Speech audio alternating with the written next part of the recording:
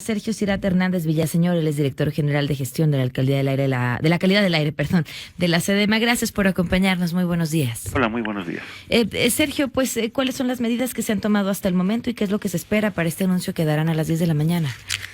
Bueno, las medidas básicamente fue de inicio atender los incendios que estaban generando alta contaminación. Estos fueron sofocados desde el día de ayer por parte de la gente responsable del Estado de México.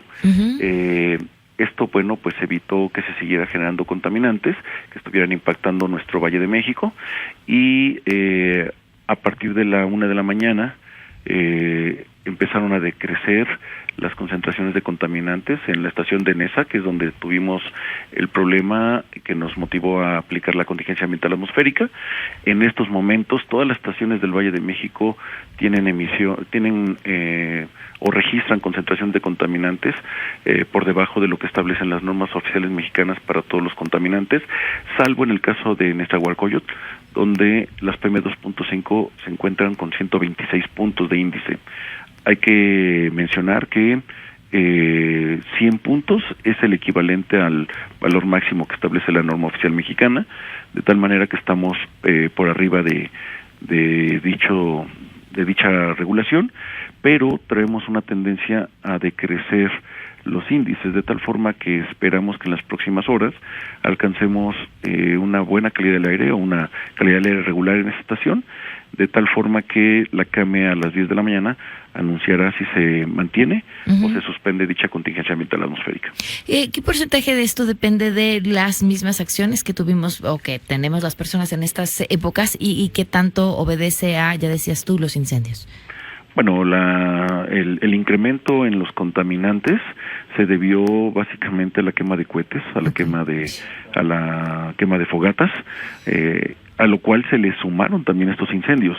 Entonces, es muy significativo que cada año, generalmente de 24 a 25 de diciembre y de 31 de diciembre a 1 de enero, tengamos valores muy altos de contaminación, lo cual motiva la aplicación de contingencia ambiental atmosférica. Entonces, evidentemente, esto fue el detonante de la contingencia, lo cual se complicó con los 2 incendios que tuvimos. De tal forma que, si me lo permites, solicitar a la población que para este fin de año evite quemar cohetes, evite prender fogatas, porque esto no solamente nos condiciona a una peor calidad del aire, sino que también pone en riesgo su integridad física, además de dañar a las mascotas que están sujetos a un esquema de ansiedad, pues por este tema de las fuertes detonaciones. Entonces, solicitar que dejen de usar estos fuegos pirotécnicos para abonar a tener una mejor calidad del aire y evitar que la autoridad tenga que decretar contingencia ambiental atmosférica el 1 de enero. ¿Cuáles son las consecuencias en la salud de estos actos que finalmente nosotros estamos decidiendo hacer? Las PM2.5 son contaminantes muy pequeños, son partículas muy pequeñas que tienen la facilidad para burlar las defensas naturales de nuestro cuerpo, de tal forma que llegan muy profundo a nuestro sistema respiratorio e incluso pueden pasar a nuestro torrente sanguíneo. Y aquellas personas que ya tenemos alguna complicación de salud en nuestras vías respiratorias, pues las pueden exacerbar estos problemas. Entonces, la idea es que tengamos buena calidad del aire para no estar expuestos a esta contaminación que puede dañar nuestra salud. Sergio, los niveles de las medidas de contingencia se toman una vez que alcanzamos ciertos límites preestablecidos, pero ¿qué tan laxos son nuestros límites si los comparamos con referencias internacionales? Los límites que establece la norma oficial mexicana son laxos comparativamente con lo que establece la Organización Mundial de la Salud. No obstante, debo comentar que ya se trabajó en el seno de la COFEPRIS, donde ya están firmadas las nuevas propuestas de norma, donde gradualmente el país se irá avanzando para, en un plazo máximo de 5 años, tener exactamente los mismos límites que establece la Organización Mundial de la Salud. Sin embargo, los límites de contingencia ambiental que aplican en el Valle de México son muchísimo más restrictivos que los que aplican en otros países, como por ejemplo en los Estados Unidos de Norteamérica.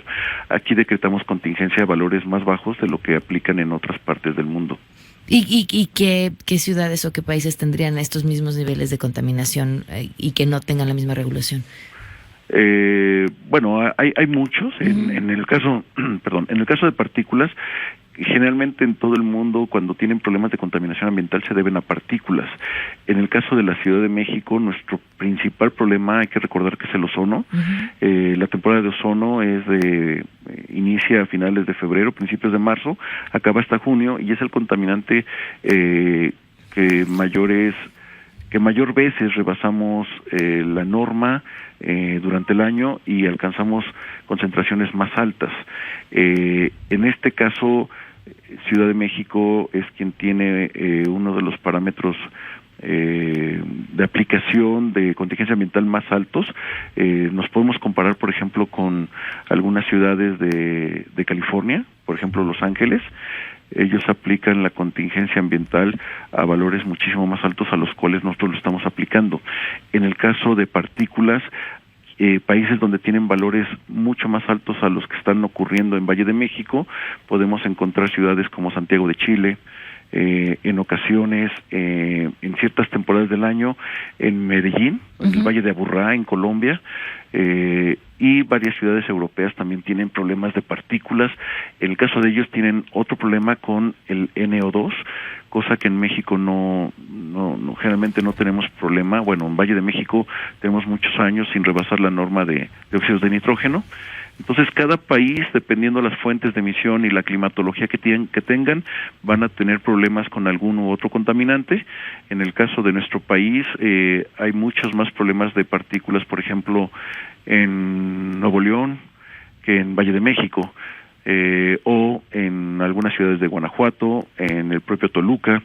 No obstante, pues en Ciudad de México nuestro principal problema se llama ozono, y muchas de las medidas anunciadas la semana pasada, estas 14 medidas que anunciamos, van enfocadas a abatir tanto compuestos orgánicos volátiles como óxidos de nitrógeno, que estos al combinarse en la atmósfera generan ozono, como son medidas para reducir la generación de partículas menores a 2.5 y a 10 micrómetros.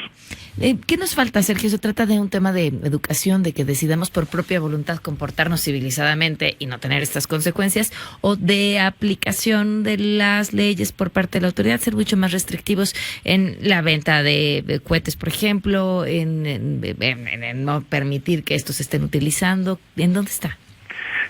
Yo creo que en el caso concretamente de los problemas que vivimos en Navidad y Año Nuevo, es tratar de entender que como ciudadanos somos los causantes del problema de que lleguemos a valores tan altos al estar quemando estos cohetes, al estar encendiendo este tipo de fogatas. Y lo que hace falta, bueno, es que la gente entienda, asuma su responsabilidad y evite estar haciendo esta quema de estos productos. Pero ya cuando hablamos de la integralidad de la contaminación, nos hace falta sí educación ambiental, pero también nos hace falta avanzar tecnológicamente en muchos sectores. Un ejemplo son las motocicletas.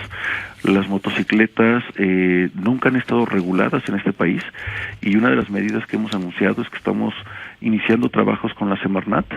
Más bien la Semarnat está iniciando trabajos para, en la medida posible en este año, tener ya una regulación que establezca cuál es el límite máximo permisible que las motocicletas deben de tener.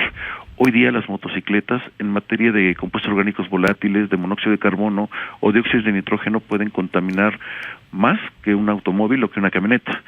¿Por qué es así? Bueno, porque son vehículos que no traen sistemas de control de emisiones contaminantes. Me refiero a las motocicletas de bajo costo, claro, que son las que más se venden en este país. Yo creo que un 80-85% de lo que se vende son motocicletas de bajo costo que no tienen ningún sistema de control de emisiones. Entonces hay que trabajar para establecer regulaciones que obliguen al uso de las mejores tecnologías posibles en este tipo de sistemas contaminantes. Y mencioné las motocicletas, pero tenemos muchos otros problemas. Actualmente estamos trabajando con la industria que distribuye el gas líquido de petróleo en el país, para que utilicen unos sistemas que se llaman de llenado seco, válvulas de llenado en seco, y esto lo que hace es te reduce en más del 90% esa cantidad de gas que se fuga cada que ellos separan su válvula de la válvula de nuestro tanque estacionario o de los tanques que utilizan algunos vehículos. Cuando uno separa las válvulas se fuga una pequeña cantidad de gas líquido de petróleo. Cuando uno la observa, uno pensaría, bueno, es muy poco, y efectivamente, pero cuando lo multiplicamos por el número de acciones de trasvasado que existen día a día, pues nos damos cuenta que es una fuente importante de contaminantes. Entonces, hay que trabajar, estamos muy de la mano con asociaciones de empresas gaseras para que a partir de enero comiencen a instalar estas válvulas y con ello reducir en más del 90% la emisión que ese sector genera. Pero así como ese, podríamos hablar de muchos otros. Es importante tener una norma para regular algunos productos que usamos en casa para la limpieza de nuestros hogares y que tienen alto contenido de COPS. Entonces hay que regular para que esos productos tengan menor contenido de COPS y aquellos COPS que tengan que sean menos reactivos para que podamos ir incidiendo en una reducción efectiva del ozono en nuestro Valle de México. ¿Qué productos, hablando de los que utilizamos diariamente en la casa? Bueno, productos de limpieza, algunos productos que utilizamos, por ejemplo, que traen no sé, por ejemplo, los desodorantes, no de barra, sino los de aerosol, esos traen COPS. Estos productos que se utilizan para hacer estas uñas muy bonitas que lucen muchas damas, traen muchos COPS. Entonces, y de hecho quien ha ido a que le pongan este tipo de uñas percibe de inmediato el fuerte olor a COPS que estos productos tienen durante el proceso de la construcción de este tipo de uñas, ¿no? Entonces, ese tipo de elementos, hay una norma, hay un documento, hay un estudio realizado por el Centro Mario Molina, donde están proponiendo cuáles deberían de ser los contenidos máximos de compuestos orgánicos volátiles, que muchos de los productos que se venden para nuestros hogares, no sé, las pinturas con las cuales cubrimos las fachadas de nuestros hogares, los interiores, todo lo que es la herrería, debería de tener menor contenido de COPS para evitar esta contaminación que estamos lanzando al ambiente. Claro. Bueno, pues estaremos al pendiente entonces de estas medidas, de todo lo que se implemente a partir del próximo año y, como bien dices, pues conciencia en todas las personas porque estamos pagando las consecuencias de nuestros actos.